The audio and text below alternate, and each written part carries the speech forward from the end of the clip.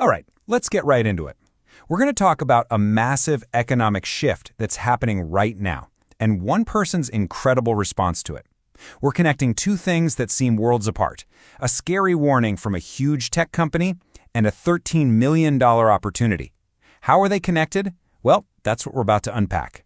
So, imagine getting an email with this message. This isn't some future prediction. This was the real, brutally honest message the Australian tech giant Atlassian just gave its employees. I mean, no sugarcoating at all. Just boom. This is the new reality. And we're not talking about just a few people. The number was 150. 150 jobs gone, just like that. Think about it. An entire department, mostly in customer support, told their roles no longer exist. Not because the company was failing, but because AI can now do what they were doing. This is happening. Now, this wasn't just another layoff you read about in the news. You got to see this as the canary in the coal mine. You know, for centuries, miners would bring canaries down into the mines. If the bird stopped singing, it meant there was poison gas in the air and it was time to get out. Well, Atlassian, they're our canary. This is a huge signal that the very nature of work is changing. And this is what the experts are saying. This is the part that's kind of hard to wrap your head around. We're about to see a century's worth of change packed into the next decade.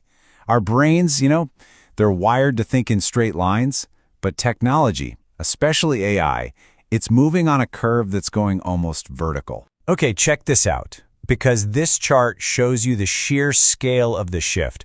Right now, the top 7 tech companies make up about 40% of the S&P 500's value.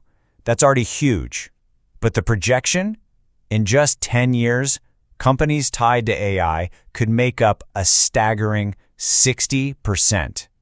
That's a total reshaping of the market. So you see this massive concentration of wealth and power happening, and it raises some really big questions about our whole economic system. I mean, if AI takes over more and more jobs, and all the profits flow to just a handful of giant companies, what happens to everybody else? You have to wonder, is this where capitalism is headed? And here's the domino effect, right? First, human jobs disappear. So the paychecks that people were getting taxed on locally, they're gone. All that profit flows up to these massive corporations, and what do? Well, they often use totally legal offshore structures to pay as little tax as possible. The end result?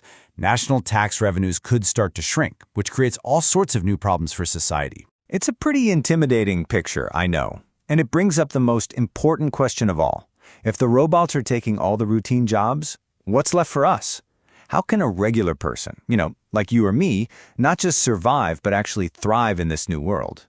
Well, the answer might be in doing the one thing AI can't do yet: solving messy, complex, human problems. And to see what that looks like, let's check out a really surprising story. This brings us to a guy named Carson Bolt.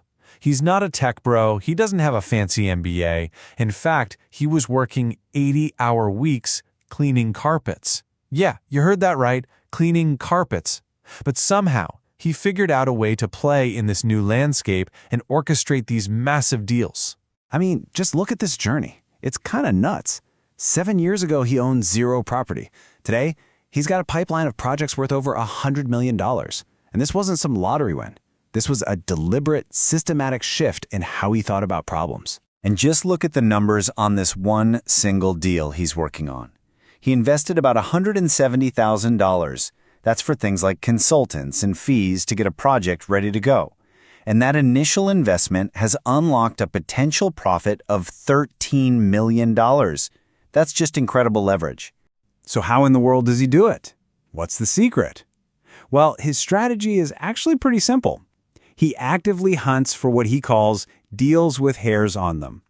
These are the messy, complicated projects, the ones with flooding issues, zoning nightmares, all the stuff that makes most investors turn and run the other way. So here's how that $13 million deal went down. Get this. His 12-year-old son actually found the property on a listing site. It had huge problems, like being too close to a poultry farm. So the local council blocked him. Now most people would just give up there. But Carson? Nope.